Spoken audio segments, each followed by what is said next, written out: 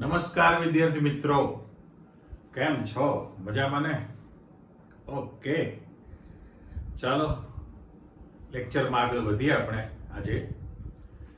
તો આપણું હેડિંગ હજુ એનું જ છે કે ભાઈ ન્યુક્લિક એસિડ. હવે ન્યુક્લિક એસિડનું પ્રાથમિક બંધારણ તમે શીખી લીધેલું છે. આજે જે બધી ચર્ચા કરવાના છે દ્વિતીયક બંધારણ માટે છે. પણ સૌથી પહેલું તમે એટલું જાણો છો ને યાદ કરી લો કે ભાઈ કોઈ પણ સજીવ જે છે એ એની દર પેઢી દર એક જ પ્રકારની લાક્ષણિકતા ધરાવતું હોય છે. તો એના માટે પણ આપણે જવાબદાર છે કે ભાઈ જીવંત કોષોમાં જે કોષ કેન્દ્ર છે એમાં જે ચોક્કસ કણો છે એને આપણે રંગસૂત્ર કીધેલા છે. એટલે એ રંગસૂત્રો જવાબદાર છે દર પેઢી દર ગુણધર્મ આગળ વધવા માટે અથવા દાખલ થવા માટે, ટ્રાન્સફર થવા માટે, જેને આપણે હેરિડિટરી આનુવંશિકતા કહીએ છીએ. વારસાગત ગુણધર્મ તૈયાર થયો કહેવાય. અચ્છા, હવે એ જે ન્યુક્લિક એસિડ જે છે, ન્યુક્લિક એસિડ એ ન્યુક્લિયોટાઇડની એક ન્યુક્લિક એસિડની જો શૃંખલા હોય, એક ન્યુક્લિક એસિડની શૃંખલા, તો એની અંદર તમારી પાસે અસંખ્ય ન્યુક્લિયોટાઇડ જોડાયેલા હોય છે ને. ન્યુક્લિયોટાઇડનું સ્ટ્રક્ચર તમે જાણો છો. ન્યુક્લિયોટાઇડ જે છે સરળ શૃંખલાની અંદર જે બનવાનું છે એમાં તમારી પાસે જે શર્કરાની સાથે ફોસ્ફેટનો અણુ છે. ફોસ્ફેટના PO4 ફોસ્ફેટ આયન હોય છે. એટલે ફોસ્ફરિક એસિડમાંથી એનો અડધો ભાગ, એટલે અર્ધ ભાગ શબ્દ વાપરે કે ભાઈ ફોસ્ફેટ આયન છે અને શર્કરાની સાથે બેઝ જોડાયેલો હોય. એટલે તમારી શૃંખલાની અંદર શર્કરા સાથે બેઝ છે, પછી ફોસ્ફેટ છે, પછી શર્કરા સાથે બેઝ છે, પછી પાછો ફોસ્ફેટ છે. એ તમારી પાસે ક્રમ ચાલતો રહેવાનો હોય. તો એ શૃંખલાની અંદર ગોઠવાયેલા છે. એ એનું પ્રાથમિક બંધારણ હતું. બરાબર છે. આજે આપણે જે ચર્ચા કરવાની છે દ્વિતીયક બંધારણ માટે જવું છે. એટલે આવી જાઓ પાછા પ્રશ્ન તરફ.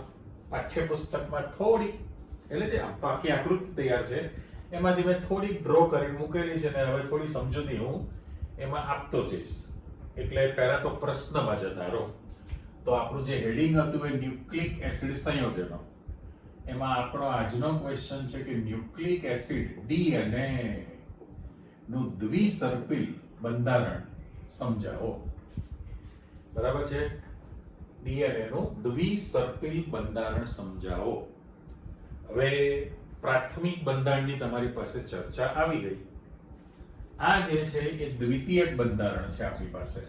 એટલે જે મેં પ્રસ્તાવિકા પેટે તમને જે બધી માહિતી આપી, આનુવંશિકતા છે વગેરે વગેરે. હવે જે દ્વિતીયક બંધારણ તમારે સમજાવવું છે એ દ્વિતીયક બંધારણ માટે બંને વૈજ્ઞાનિક નામ આપણે આપી દઈએ. બરાબર. તો જેમ્સ વોટસન છે, જાણીતું નામ તમારી પાસે, જેમ્સ વોટસન, આ એક. અને બીજો છે ફ્રાન્સિસ ક્રિક. આ બંને દ્વિતીયક બંધારણ માટે DNA નું તમને, એટલે ફરીથી વાક્ય રચના, જેમ્સ વોટસન અને ફ્રાન્સિસ ક્રિક, આ બંને DNA માટે દ્વિતીયક બંધારણ સમજાવવા માટે એનું દ્વિસર્પિલ સ્ટ્રક્ચર રજૂ કરેલું છે. એટલે સામસામે એરો આપી દો. દ્વિસર્પિલ બંધારણ સમજાવવા માટે આમનું યોગદાન છે. બંને જણાએ દ્વિસર્પિલ બંધારણ રજૂ કરેલું છે. અચ્છા, હવે DNA ની આપણે જે ચર્ચા કરીએ છીએ એની આકૃતિ પ્રમાણે આપણી પાસે જે અહીંયા આકૃતિ મૂકેલી છે એ તમે જુઓ કે એકચ્યુઅલી વળ ચડાવેલા દોરડા જેવું હોય છે. વળ ચડાવેલા દોરડા જેવું.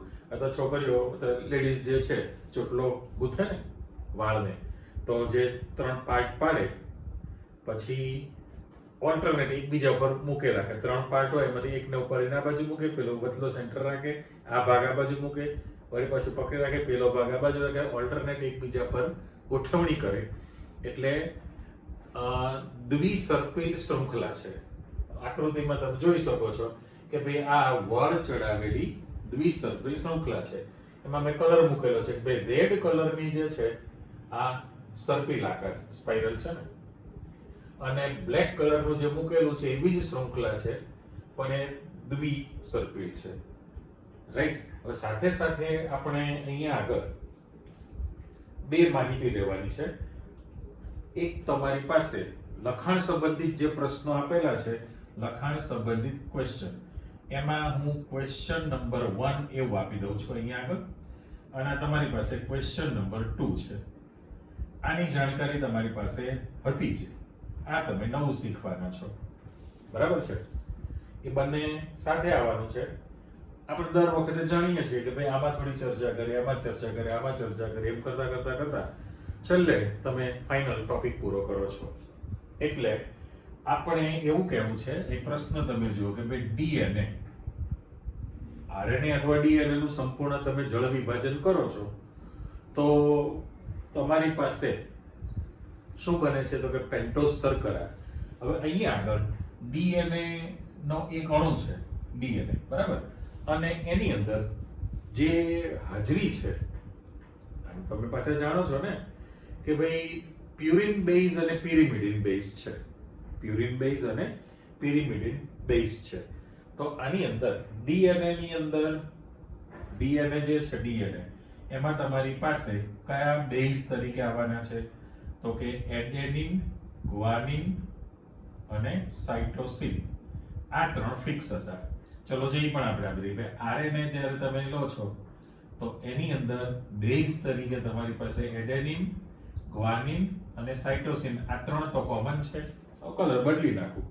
તમારી પાસે ડીએનએ હોય તો એમાં થાયમિન છે, બરાબર, એમાં થાયમિન ની હાજરી છે એટલે આને હું ગોળ મીંડો મૂકી દઉં. અને આરએનએ છે તો તમારી પાસે યુરેસિલ છે, યુરેસિલ. એટલે બંનેમાં જાણો છો કે ભાઈ ડીએનએ માં થાયમિન ની હાજરી તો યુરેસિલ હોતું નથી, અને આરએનએ માં યુરેસિલ હોય છે તો થાયમિન હોતું નથી. હવે સાથે સાથે તમે એમ પણ જાણી લીધેલું છે કે ભાઈ બે પ્રકારના બેઝ જે હતા, બે પ્રકારના જે તમારી પાસે બેઝ છે, તો ડીએનએ નું જ્યારે તમે જળ વિભાજન કરો અને આરએનએ નું પણ જળ વિભાજન કરો, અત્યારે આપણે જનરલ શબ્દ આપી દઈએ કે જ્યારે તમે આનું જળ વિભાજન કરશો અને આનું પણ શું કરવાના છો, જળ વિભાજન. જો આરએનએ નું જળ વિભાજન કરીએ છીએ, ડીએનએ નું જળ વિભાજન કરો, તો અહીંયા આગળ ત્રણ કોમન હતા અને તમારી પાસે જે ચેન્જ છે એ માત્ર આ જાણો જ છો તમે લાસ્ટ લેક્ચરમાં પણ. હવે જ્યારે ડીએનએ અને આરએનએ નું જળ વિભાજન થતું હોય તો ઉલટા સુલટી માહિતી તમને ખબર છે. આમાં પેન્ટોઝ શર્કરા નો અણુ, એક અણુ મુક્ત થશે, રાઈટ. પેન્ટોઝ શર્કરાનો એક અણુ મુક્ત થવાનો છે અને એને તમે જાણો છો કે બીટા ડી રિબોઝ. એટલે પેન્ટોઝ રિબોઝ શર્કરા, હજી આપણે શબ્દ મૂકો તો ઉપર શબ્દ આપી દો રિબોઝ છે, અને આનું જ્યારે તમે જળ વિભાજન કરશો ત્યારે ડીઓક્સી રિબોઝ શર્કરા, ડીઓક્સી રિબોઝ પેન્ટોઝ શર્કરા, ડીઓક્સી રિબોઝ પેન્ટોઝ શર્કરાનો એક અણુ તમારી પાસે તૈયાર થયો છે. સાથે સાથે એ પ્લસ મૂકું છું, તમારી પાસે ફોસ્ફોરિક એસિડનો એક અણુ મુક્ત થશે, ફોસ્ફોરિક એસિડ નો અણુ છે, ડીઓક્સી પેન્ટોઝ શર્કરા જે છે એનો એક અણુ, એનો તમારી પાસે આ એક અણુ છે. ફોસ્ફોરિક એસિડ નો પણ તમારી પાસે એક અણુ છે, અને પછી નાઇટ્રોજન યુક્ત, નાઇટ્રોજન તત્વયુક્ત તમારી પાસે આ જે લખેલા છે એ બધા જ બેઝ. એટલે અહીંથી હું એરો પાડી દઉં, નાઇટ્રોજન યુક્ત આ બધા જ તમારી પાસે બેઝ આવી ગયા. પણ એ બેઝ ની અંદર એડેનિન છે, ગ્વાનિન છે, સાઇટોસિન છે અને થાઇમિન છે. આટલા ઘટકો છૂટા પડે છે ડીએનએ માં, બરાબર. હવે જે બેઝ તરીકે રાખેલો હોય, હવે હું શબ્દ મૂકું છું કે ભાઈ ડીએનએ નો થાયમિન બેઝ ધરાવતો હોય, થાયમિન બેઝ ધરાવતો હોય એવા ડીએનએ નું જો તમે જળ વિભાજન કરશો તો તમારી પાસે ફિક્સ થયું ને. હજી એકવાર ક્લિયર કરો કે ડીએનએ નું જ્યારે સંપૂર્ણ જળ વિભાજન થશે ત્યારે પેન્ટોઝ શર્કરાનો એક અણુ, ફોસ્ફરિક એસિડનો એક અણુ અને આવા નાઇટ્રોજન યુક્ત બેઝ તમારી પાસે મુક્ત થવાના છે. પણ હવે જ્યારે તમે એમ કહેશો કે ભાઈ થાયમિન બેઝ, ડીએનએ નો થાયમિન બેઝ ધરાવતો હોય એનું જળ વિભાજન કરશો તો ફાઇનલ છે કે તમારી પાસે પેન્ટોઝ શર્કરાનો એક અણુ મુક્ત થવાનો છે, ફોસ્ફરિક એસિડનો પણ એક અણુ મુક્ત થવાનો છે અને આની અંદર નાઇટ્રોજન યુક્ત જે બેઝ છે એ બેઝ તમારો કયો હોવાનો છે? થાયમિન છે. થાયમિન વાળો બેઝ જે છે એ મુક્ત થવાનો છે. આ આપણી પાસે વિગત આવી. ત્યારે આરએનએ નું છે એનું જળ વિભાજન કરવામાં આવે. આરએનએ છે એનું તમે જળ વિભાજન કરશો તો રિબોઝ શર્કરાનો એક અણુ તો મુક્ત થવાનો છે અને સાથે સાથે એની અંદર નાઇટ્રોજન યુક્ત બેઝ પણ હોવાનો છે. નાઇટ્રોજન યુક્ત બેઝ છે તો આની અંદર પેન્ટોઝ શર્કરાનો એક અણુ તમારી પાસે મુક્ત થશે અને પ્લસ આ જેટલા લખેલા છે એ બધા જ નાઇટ્રોજન યુક્ત બેઝ તમારી પાસે મુક્ત થવાનું છે. પણ હવે પ્રશ્ન સાથે સાથે એમ છે કે ભાઈ ડીએનએ જે છે, ડીએનએ એ બે શૃંખલા છે. આ પહેલી શૃંખલા છે અને બીજી શૃંખલા દ્વિસર્પિલ છે. બે શૃંખલાનું બનેલું દ્વિસર્પિલ બંધારણ છે. ત્યારે આરએનએ જે છે, આરએનએ એ એક જ શૃંખલા ધરાવતું બંધારણ હોય. બરાબર. અને પહેલામાં જે આપણે ચોખવટ કરી કે ભાઈ બે શૃંખલા ધરાવતું હોય એટલે અહીંયા બે મૂકી દો. ચાલો, બે શૃંખલા ધરાવતું દ્વિસર્પિલ બંધારણ છે સ્પાઇરલ, અને પેલું એક જ શૃંખલા ધરાવતું બંધારણ છે. સાથે સાથે એમ પણ કહેવામાં આવે છે કે ભાઈ એ આ જે રીતે વળ ચડાવેલી જે વિગત છે પછી સાથે સાથે આમાં પણ જવાનું છે. હવે એક જ શૃંખલા જો એ ધરાવતું હોય, એક જ શૃંખલા તમારી પાસે ધરાવતું હોય તો એવું પણ ક્યારેક એવું કહેવામાં આવે છે કે આ જે શૃંખલા સિંગલ છે તમારી પાસે, માની લો આ સિંગલ છે, તો ક્યારેક એ પરત પણ જાય. પરત એટલે આ રીતનું જો આપણે તૈયાર કરેલું હોય આ રીતનું, તો ફરી પાછી આમ જોઈન્ટ પણ થઈ જતી હોય એટલે રિંગ બની જાય. લો, એટલે જો સ્વતંત્ર હશે તો કોઈ પ્રશ્ન છે જ નહીં. એક શૃંખલાનું જે બંધારણ છે સિંગલ, અને ક્યારેક એ શૃંખલા પરત પણ થઈ જાય એટલે એનું જોડાણ થઈ જતું હોય પણ સિંગલ છે આની અંદર. અને સાથે સાથે એમ પણ કહે છે કે ભાઈ પેન્ટોઝ શર્કરાનો જે એક અણુ મુક્ત થાય એટલે અહીંયા તમે શબ્દ વાપરી શકો કે પ્રતિ એક અણુ પેન્ટોઝ શર્કરાના પ્રતિ એક અણુ સાથે તમારી પાસે આ જે બેઝ છે એનો પણ એક જ અણુ હોય છે. એનો અણુ એક જ હોય છે અને એના કારણે તમે એનું પ્રમાણ નક્કી કરી શકતા હોતા નથી. હજી આની આપણે ચોખવટ કરવાના છીએ છેલ્લે, એટલે એને મૂકી રાખો. ફરી તમારા ક્વેશ્ચનમાં આવી જાઓ કે ભાઈ ન્યુક્લિક એસિડનું જેમ્સ વોટસન અને ફ્રાન્સિસ ક્રિકે દ્વિસર્પિલ બંધારણ રજૂ કર્યું. એનું દ્વિતીયક બંધારણ છે. હવે એ જે દ્વિતીયક બંધારણ તમને આપેલું છે તો આપણે ન્યુક્લિયોટાઇડની જે રચના હતી, કયો શબ્દ? ન્યુક્લિયોટાઇડ. તો ન્યુક્લિયોટાઇડની અંદર ક્લિયર કરો, તમારી પાસે ન્યુક્લિક એસિડ જે છે એક્ચ્યુઅલી તો શું હતા?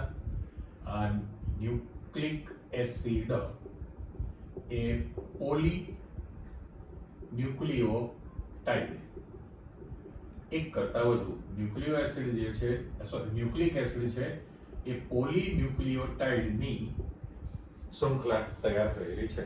અને એમાં તમે જાણો છો કે ભાઈ ફોસ્ફેટ આયન છે, સાથે સાથે તમારી પાસે શર્કરા પણ છે અને શર્કરાની સાથે બેઝનું પણ જોડાણ હતું. એટલે ઉપર નીચે ગમે તે લખી શકે. માની લો અહીંયા શર્કરા સાથે બેઝ આપી દઉં, ફરી પાછો અહીંયા ફોસ્ફેટ લખી દઉં, એના પછી શર્કરા લખું, ફરી પાછો બેઝ લખું તો આમ તમારી પાસે કન્ટિન્યુઅસ ચાલુ રહેશે. તો મારે અહીંયા n અણુ મૂકી દેવાના હતા ને, આ તમારી પાસે n અણુની ગોઠવણી તૈયાર થયેલી છે. કલર માટે બીજું કંઈ ડિસ્ટર્બ નથી કરતા આપણે, તો આ તમે જોઈ શકો છો કે ભાઈ શર્કરાની સાથે તમે બેઝ જોડેલો છે અને આ ફોસ્ફેટ છે. રેડી? શર્કરાની સાથે જે પેન્ટોઝ શર્કરાનો જે અણુ છે એની સાથે બેઝનો અણુ અને ફોસ્ફેટ, આ કન્ટિન્યુઅસ તમારી પાસે શૃંખલામાં જોડાણ થયેલું હોય. હવે એના અભ્યાસ દરમિયાન એવું જાણવા મળ્યું છે કે આ જે હવે શૃંખલામાં આવી જાવ, જે મેં ડિઝાઇન તૈયાર કરેલી છે એ ડિઝાઇનની અંદર પાઠ્યપુસ્તકમાં નામ ટપકા ટપકા જ મૂકેલા છે. એટલે મેં તમને જો આ જે ગ્રીન કલરના અક્ષર ને બ્લેક કલરના અક્ષર તમે જુઓ, એ મેં 2 રિંગ સુધી સરખું મૂક્યું છે, એટલે એમાં બતાવ્યું છે. ત્યાર પછી જો આ રીતના ટપકા પાડી દેલા છે. પાઠ્યપુસ્તકમાં આવી આકૃતિ મૂકેલી છે.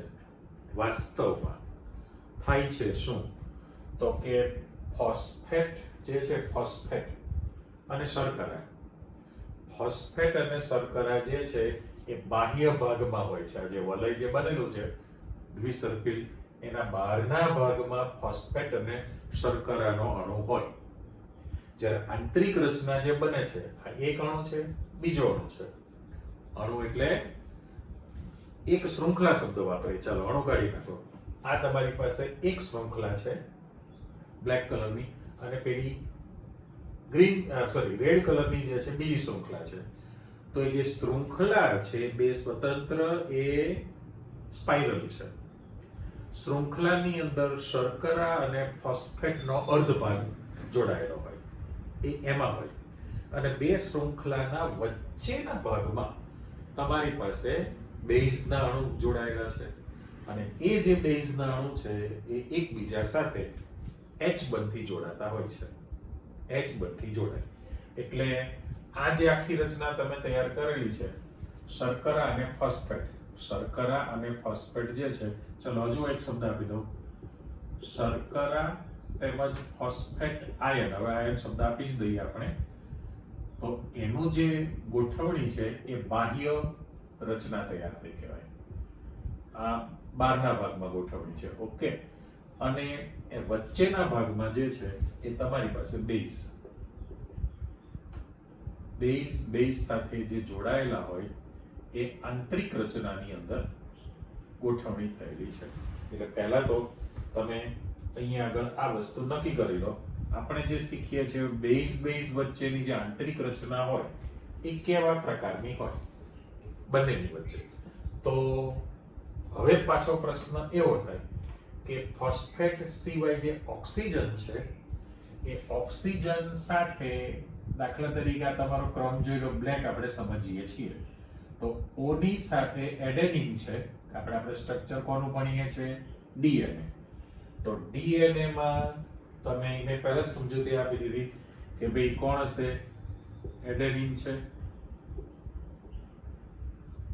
ગ્વાનિન છે, બરાબર, અને થાઇમિન છે અને સાઇટોસિન છે. આ 3 હતા. એટલે 3 કોમ હતા, A, G, C અને T. અને તમારી પાસે એટલે A, G અને C કોમન હતા, પણ T જે છે એ થાઇમિન છે, એ DNA માં છે, પેલામાં RNA માં યુરેસિલ હોય છે. સાથે સાથે આ પણ તમે જાણો છો કે A અને G જે છે એ પ્યુરિન પ્રકારનો બેઝ છે ને. પ્યુરિન હતું એ દ્વિચક્રીય બેઝ હતો. અને પિરિમિડિન બેઝ જે છે, પિરિમિડિન બેઝ જે છે એ એક ચક્રીય છે. એમાં તમારી પાસે થાઇમિન અને સાઇટોસિન છે. આ ફાઇનલ થયું. હવે પરિસ્થિતિ કેવી થવાની છે કે તમારી પાસે જે આ પહેલી શૃંખલા છે એમાં ઓક્સિજન સાથે એડેનિન જોડાણો છે. તો એડેનિન જે છે, એડેનિન એ પ્યુરિન બેઝ છે, રાઈટ. અને થાઇમિન છે એ તમારી પાસે, અહીં તમે મિક્સ ન કરો એટલે પહેલા તો વચ્ચે આમ પાર્ટીશન આપી દો. એક વસ્તુ ફાઇનલ છે કે જો એક શૃંખલાનો પ્યુરિન બેઝ હોય તો સામે બીજી શૃંખલાનો પિરિમિડિન બેઝ જ જોડાય, બરાબર. પણ કોઈ દિવસે તમારી પાસે અહીંયા આગળ હું શબ્દ મૂકી દઉં કે પ્યુરિન બેઝ અને પ્યુરિન બેઝ હોય, અથવા તો પિરિમિડિન બેઝ હોય અને પિરિમિડિન બેઝ છે, તો એમનું કદાપી જોડાણ થઈ શકતું હોતું નથી. એટલે પ્યુરિન બેઝ ન જોડાઈ શકે, પિરિમિડિન બેઝ પણ જોડાઈ શકતો નથી હોતો. એટલે પરિસ્થિતિ તમને ખ્યાલ આવી ગઈ કે ભાઈ પ્યુરિન પ્રકારનો જે બેઝ હોય એડેનિન અને ગ્વાનિન છે. હાજરી તો ત્રણેયની છે ને. તમારી પાસે જે છે એક જ શૃંખલામાં ચારે ચારની હાજરી હોવાની છે, બીજી શૃંખલામાં પણ ચારે ચારની હાજરી તમારી પાસે હોવાની જ છે. પણ પિરિમિડિન બેઝ છે એમાં તમારી પાસે થાયમિન અને સાઇટોસિન છે. એટલે બંધ જે છે ઓક્સિજન સાથે થવાનો હોય. એટલે હવે અહીંયા ચેક કરો કે ભાઈ આ એડેનિન પહેલી શૃંખલાનો છે તો બીજી શૃંખલામાં ઓક્સિજન સાથે થાયમિન છે. એટલે પહેલા તો બે જુદા જુદા પ્રકારના થયા. ફોસ્ફરસ સાથે બંધ ન બને. હવે દાખલા તરીકે ઓક્સિજન સાથે સાઇટોસિન હોય પહેલી શૃંખલાનો, તો આ બીજી શૃંખલા જે છે એટલે મારે આને પહેલી શૃંખલા એવો શબ્દ આપી દઉં અને રેડ કલરની જે મૂકેલી છે એને બીજા નંબરની શૃંખલા આપણે કીધી છે અને એનું દ્વિસર્પિલ સ્ટ્રક્ચર તમે જુઓ છો. એટલે પહેલી શૃંખલાનો ઓક્સિજન સાથે સાઇટોસિન હોય તો બીજી શૃંખલાના ઓક્સિજન સાથે ગ્વાનિન હોય. ફરી પાછું ફોસ્ફેટ સાથે એટલે ફોસ્ફરસ સાથે તો બંધ છે જ નહીં.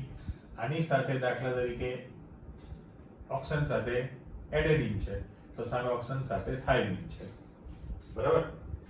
આની અંદર એટલે એ તમારો જે ક્રમ છે એ ત્યાં ગોઠવેલો તૈયાર થયો.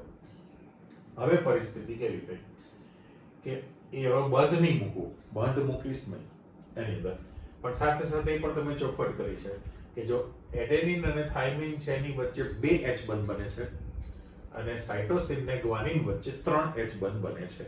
એટલે પહેલા તો આપણે અહીંયા મૂકી દઈએ ભાઈ A અને T અને C અને G એમની વચ્ચે જે H બંધ બનવાનો છે અને જરા આપણે મોટું આપી દઈએ. એડેનિન અને થાયમિન વચ્ચે 2 H બંધ બનવાના. H બંધને આપણે તૂટક લાઈન આપીએ છીએ. સાઇટોસિન અને ગ્વાનિન વચ્ચે 3 H બંધ બનવાના છે એને પણ આપણે તૂટક લાઈન આપી દીધેલી છે. એટલે આ તમારી પાસે 2 H બંધથી જોડાવાના છે અને અહીંયા આગળ આ જે બનશે એ તમારી પાસે 3 H બંધ બનાવે છે. એ આપણી આકૃતિ પ્રમાણે થયું. એટલે એ કન્ફર્મ થયું કે ઓક્સિજન સાથે જ સામે ગોઠવણી છે. પણ હવે તમે જુઓ કે બંનેમાં મોલર પ્રમાણ સરખું હોય. એડેનિન અને થાયમિનનું મોલર પ્રમાણ સરખું હોય એટલે મારે અહીંયા આગળ બંને માટે કોમન શબ્દ આપી મોલર પ્રમાણ સમાન જાળવી રાખે. મોલર પ્રમાણ સમાન જાળવી રહેવાનું હોય છે. એટલે આ જે સ્ટ્રક્ચર છે એના માટે પણ મોલર અહીં આપી દે. મોલર પ્રમાણ આ લોકોનું સમાન છે અને આ લોકોને પણ મોલર પ્રમાણ સમાન જળવાયું રહેતું હોય. એટલે પરિસ્થિતિ એવી થઈ કે હવે જો મારે અહીંયા આગળ જે છે C રાખેલું છે એટલે ઓક્સિજન સાથે બદલો. હું ઓક્સિજનને આપણે કાઢી નાખીએ. આ તો બરાબર, ચલો અહીંયા ઓક્સિજન સાથેનો બંધ મૂકું, અહીં ઓક્સિજન સાથે મૂકું છું તો એ કન્ફર્મ થયું તમારી પાસે કે ભાઈ આ ઓક્સિજન જે છે આ C છે એટલે સામે તમારી પાસે G આવશે, બરાબર. આ ઓક્સિજન સાથે આ વચ્ચે ફોસ્ફરસ છે પાછળ, આ G છે તો આ C આવશે, પછી આ T છે તો અહીંયા આગળ A આવશે અને એની વચ્ચેના જે H બંધ તમારે મૂકવા છે એ બ્લુ પેનથી મૂકું છું. તો આની અંદર તૂટક લાઈન 3, આની અંદર પણ 3 H બંધ છે પણ આની વચ્ચે 2 H બંધ છે. એ તમારા મગજમાં ક્લિયર થઈ ગયું છે. એટલે મેં ચોખવટ કરી કે ભાઈ શર્કરા અને જે ફોસ્ફેટ છે એ શૃંખલાના બાહ્ય ભાગમાં છે અને બે શૃંખલાના આંતરિક વચ્ચેના ભાગમાં આ બેઝ જે છે એ H બંધથી જોડાયેલા રહેવાના છે. ચલો આ વસ્તુ ક્લિયર.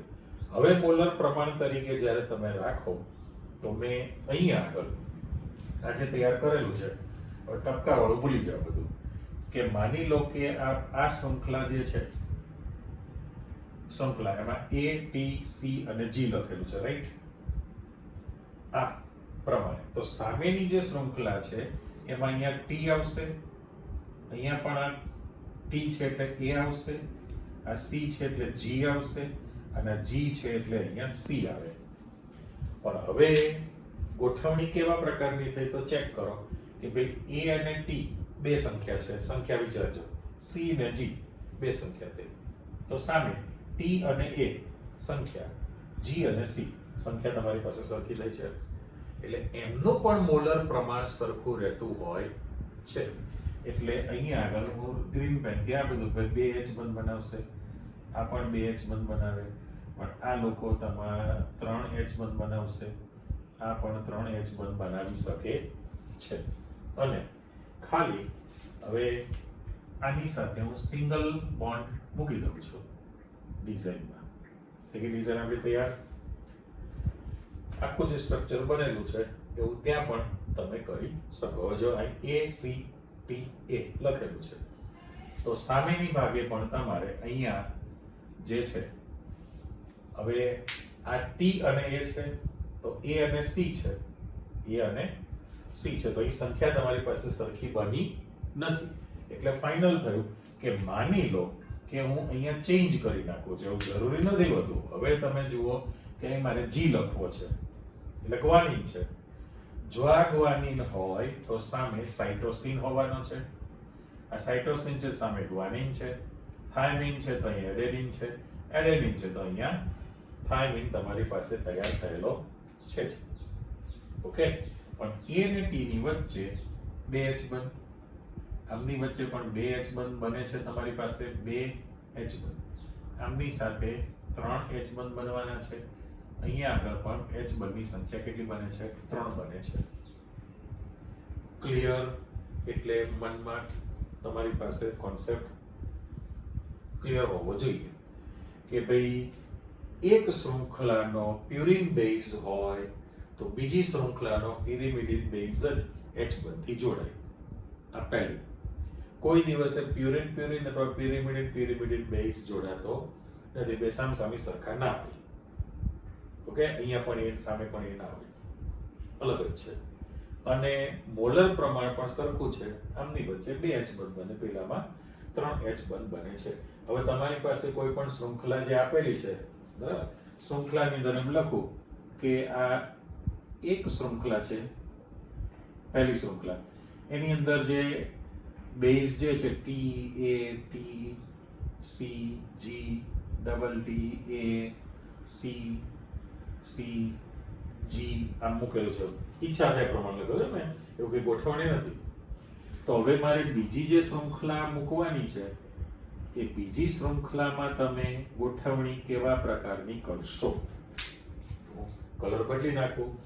T છે તો સામે A આવે, A છે તો T, T ની સામે A, C ની સામે G આવશે, G ની સામે C આવે, 2T છે તો અહીંયા ડબલ A આવશે, A છે તો અહીં T આવે, ડબલ C છે તો ડબલ G આવે, G છે તો ત્યાં C આવી શકે. અને એક બે માં મૂકું છું એટલે તમને અંદાજ આવે કે ભાઈ આમની વચ્ચે 2H બંધ છે અને આમની વચ્ચે 3H બંધ હોય. એક ને એક વસ્તુ આમાં તમે સમજ્યા રાખો છો, ઘણું બધું ક્લિયર થઈ ગયેલું છે. ઓકે, એટલે હવે તમારા મૂળ પ્રશ્નમાં પાછા આવી જાઓ કે ભાઈ DNA નો થાઇમિન બેઝ ધરાવતું હોય એનું જળ વિભાજન થાય તો તમારી પાસે ડીઓક્સી રિબોઝ પેન્ટોઝ શર્કરા તૈયાર થઈ, એનો એક અણુ, ફોસ્ફરિક એસિડનો એક અણુ અને નાઇટ્રોજન યુક્ત જે બેઝ છે એ થાઇમિન બેઝ છે, થાઇમિન પ્રકારનો બેઝ છે. તો એ બેઝ તમારી પાસે મુક્ત થવાનો હોય જળ વિભાજનમાં. એ બે શૃંખલા ધરાવતું દ્વિસર્પિલ બંધારણ છે. મોલર પ્રમાણ સરખું જ રહે, મોલર પ્રમાણ સરખું રહે છે. એ બંને બાજુમાં તમે ક્લિયર કરી દીધું. પણ જે ચર્ચા છે RNA જે છે, RNA એના પાછા તમે પ્રકાર શીખવાના છો, બરાબર? તો આરએનએ માટે પહેલું તો જળ વિભાજન કરો તો પેન્ટોઝ શર્કરાનો એક અણુ અને બેઝનો એક અણુ, એટલે પ્રતિ શર્કરાના અણુ સામે બેઝનો માત્ર એક જ અણુ મુક્ત થવાનો છે, બરાબર? બંનેની અંદર ફરી લાઈન મૂકું છું કે ભાઈ જે પેન્ટોઝ શર્કરા જે છે એના પ્રતિ એક અણુની સામે બેઝનો પણ એક જ અણુ મુક્ત થવાનું છે, એટલે ત્યાં આગળ તમારી પાસે પ્રમાણ સરખું નથી રહેવાનું. અને એ જે બેઝ તરીકે તમે કહેલું છે, જો એરો આપણે આપી દીધો પ્લસ નિશાની વચ્ચે લઈ લો કે AGC અને U, તો આની અંદર એમનો જથ્થો એક સરખો રહેશે, આમાં પ્રમાણ બદલાશે નહીં. આની અંદર જેમ પેલામાં જેમ A ને T નું પ્રમાણ, C ને G નું પ્રમાણ સરખું રહે, આમાં દરેકે દરેક બેઝનો AGCU એ બધાનો જથ્થો એક જ સરખો રહેવાનો છે. રીઝન કીધું કે એક જ શૃંખલા છે, એક શૃંખલામાં બંધારણ છે અને ઘણી વખતે એ શૃંખલા પરત આવે એટલે જોઈન્ટ થઈ ગયેલી હોય રોટેશનની અંદર, એવી તમને એમાં માહિતી આપેલી છે. રેડી? ઓકે, આગળ વધો. છેલ્લું એની ડીએનએ માટે આપણે ક્વેશ્ચન મૂકેલો છે કે ભાઈ ન્યુક્લિક એસિડના જૈવિક કાર્ય જણાવો. આ તમારો પ્રશ્ન. ન્યુક્લિક એસિડ જે છે, ન્યુક્લિક એસિડ એના જૈવિક કાર્ય વિશેની જાણકારી આપો. તો એના માટે તમારે 4 મુદ્દા લખવા પડે. એમાંનું મેં હેડિંગ આપેલું છે, એમાં આપણે ડિટેલમાં ચર્ચા આગળ વધારીએ. તો સૌથી પહેલો મુદ્દો તમને એમ કહે છે, આજે પહેલો મુદ્દો કે હું આગળ હેડિંગ આપી દઉં કે ભાઈ ડીએનએ જે છે એ આનુવંશિકતા માટે જવાબદાર આપણે સૌથી પહેલા કીધેલું છે, અને એનું જે રાસાયણિક બંધારણ છે, રાસાયણિક બંધારણ એની પણ તમારી પાસે માહિતી આપેલી છે, એ મૂળભૂત છે. તો ડીએનએ નું રાસાયણિક બંધારણ એ આનુવંશિકતા માટે જવાબદાર છે. તો સૌથી પહેલો મુદ્દો તમને એમ કહે છે કે ભાઈ ડીએનએ આનુવંશિકતા માટે જવાબદાર છે, તો ડીએનએ માં આ જે છે ડીએનએ માં જનીન માહિતીના સંગ્રાહક તરીકે એનું પહેલું કાર્ય છે. આપણે જે ચોખવટ કરી કે કોઈ પણ સજીવ છે એને પેઢી દર પેઢી આનુવંશિકતા તમને જોવા મળે છે, તો જે જીન્સ જે આપણે શબ્દ વાપરીએ જનીન, તો ડીએનએ માં જનીન માહિતીનો સંગ્રાહક તરીકે એનું પહેલું કાર્ય છે. પછી બીજો મુદ્દો કીધો તમે કે ભાઈ જુદી જુદી જાતિ, જેટલી જાતિ છે, જાતિ પ્રજાતિ જે કંઈ તમે ભણો છો, તો જુદી જુદી જાતિઓની ઓળખને, એની ઓળખ જે છે એને લાખો વર્ષો સુધી જાળવી રાખે છે. વાત સાચી ને? ડીએનએ જે છે એ તમારી પાસે લાખો વર્ષો સુધીની જાણકારી તમારી પાસે મળે છે.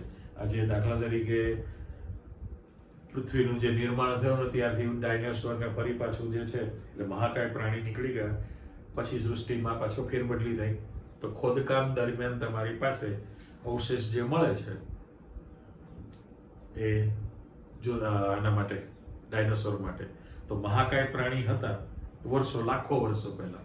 અથવા તો તમે અવલોકન કરો, એમ માનો કે આપણે તો દાખલા તરીકે તમારા દાદા એટલા હયાત હોય માની લો, તો 2, 3, 4 પેઢી થઈને 3 પેઢી સુધીની વાત ચાલે છે. તો એની અંદર અથવા તો પશુ પક્ષીમાં અવલોકન કરો કે ચકલીનું બચ્ચું એમાંથી ઈંડું મૂકે એક, એમાંથી જ્યારે નીકળે ત્યારે આનું બચ્ચું ચકલી જેવું જ હોય છે. કોઈ પણ પક્ષીનું એના જેવું જ હોય, કોઈ પણ પશુ માટે એનું બચ્ચું જે છે એના જેવાનું એ પ્રકારનું જ હોય છે. એમાં કોઈ દિવસ ફેરબદલી થાય છે? હા, આપણે હાઇબ્રિડાઇઝેશન નથી કરવાનું, સંકરણ નહીં, સંકર જાતિઓ જે ઉત્પન્ન કરે એવું નહીં, પણ નોર્મલ કન્ડિશનની અંદર એક જ સરખું જે જાળવી રાખે છે. એટલે જુદી જુદી જાતિઓની ઓળખને લાખો વર્ષો સુધી જાળવી રાખે, એના માટે જવાબદાર છે ડીએનએ. ડીએનએ જવાબદાર ગણાય. પછી જે મુદ્દો છે કે જ્યારે કોષનું વિભાજન થાય, જો કોષ વિભાજનમાં ડીએનએ બેવડાય, એટલે જ્યારે કોષનું વિભાજન થાય, એક કોષમાંથી વિભાજન થઈને બે જ્યારે છૂટા પડે એટલે ડબલ થાય, બરાબર? ડબલિંગ શબ્દ આપણે મૂકેલો છે. તો જ્યારે ડબલિંગ થાય ત્યારે તમારી પાસે જે નવા કોષ ઉત્પન્ન થવાના છે, ચોપડીમાં બાળકોષ એમ શબ્દ મૂકેલો છે, નવા બાળકોષ, પણ આપણે એમાંથી બેવડાઈને જે નવા કોષ ઉત્પન્ન થશે તો એની અંદર પણ એ લાક્ષણિકતા જાળવી રાખે છે, લાક્ષણિકતા જાળવે. આ મેં શબ્દ મૂકી દીધો. કોષ વિભાજનમાં ડીએનએ બેવડાય અને જ્યારે નવા કોષનું નિર્માણ થતું હોય તો પણ એની અંદર એ જીવની લાક્ષણિકતા જળવાયેલી રહેવાની છે. આ પણ ફાયદો છે. અને હવે જે તમારી પાસે ચોથો મુદ્દો મૂકેલો છે એમાં અભ્યાસ કરો. એમાં તમને એવું કહે છે કે ભાઈ પ્રોટીનનું સંશ્લેષણ, એટલે આપણી પાસે એકચ્યુઅલી એવું થયું કહેવાય કે કોષમાં, કોઈ પણ કોષ છે, સેલ, કોષમાં પ્રોટીનનું સંશ્લેષણ આરએનએ દ્વારા થશે. ઓકે, બરાબર. પણ ચોક્કસ પ્રોટીનનું જે સંશ્લેષણ છે, જો અહીંયા શબ્દ મૂક્યો છે, ચોક્કસ પ્રોટીનના સંશ્લેષણનો સંદેશો ડીએનએમાં રહેલો હોય છે. ચોક્કસ પ્રોટીનના સંશ્લેષણનો સંદેશો ડીએનએમાં રહેલો હોય છે. તો આ એના જૈવિક કાર્યોની તમે માહિતી આપી, પણ સાથે સાથે મારે અહીંયા આરએનએમાં મેં સ્પેસ છે રાખેલી, એ મારે લખવાના છે કે ભાઈ આરએનએ છે એ 3 પ્રકારના હોય. એ પણ આપણે આપી દઈએ. ચાલો, કે તમારી પાસે આરએનએ જે છે એ 3 પ્રકારના હોય તમારી પાસે. 1, 2, 3. પહેલો જે પ્રકાર છે એને સંદેશાવાહક આરએનએ કીધેલું છે. મેસેન્જર કહેવાય ને, મેસેન્જર સંદેશાવાહક આરએનએ. એટલે એને સંજ્ઞામાં અત્યારે એમને જ જવા દઉં છું કે ભાઈ સ્મોલ m અને આરએનએ લખેલો, મેસેન્જર આરએનએ, સંદેશાવાહક આરએનએ તૈયાર થયો છે આની અંદર, બરાબર. બીજું ઇંગ્લિશ ઉચ્ચાર ગુજરાતી રિબોસોમલ, તો અહીંયા સ્મોલ r અને આરએનએ લખેલો છે. આ બીજો પ્રકાર. અને ત્રીજો જે તમારી પાસે પ્રકાર આવવાનો છે એ ટ્રાન્સફર શબ્દ કીધો છે, એટલે ટ્રાન્સફર આરએનએ છે. ટ્રાન્સફર ત્રીજા પ્રકાર માટે. તો એમાં તમારી પાસે સ્મોલ t અને આરએનએ લખેલું છે. ટ્રાન્સફર આરએનએ, કારણ કે આરએનએ નું જે કાર્ય છે એ જુદા જુદા પ્રકારના કાર્ય ધરાવતો, અને કાર્યને આધારે તમે સંદેશાવાહક એટલે મેસેન્જર આરએનએ, રિબોસોમલ તો r સ્મોલ r આરએનએ લખેલું છે, અને ત્રીજું છે ટ્રાન્સફર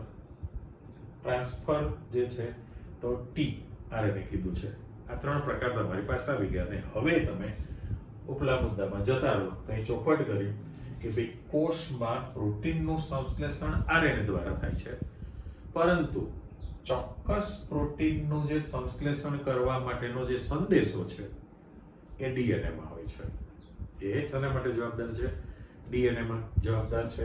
એટલે આ જે આખી માહિતી આપી છે, મૂળ 4 શબ્દો તમે જોઈ લો કે જનીન માહિતીના સંગ્રાહક તરીકે કાર્ય, જુદી જુદી જાતિઓની ઓળખને લાખો વર્ષો સુધી જાળવી રાખે ડીએનએ.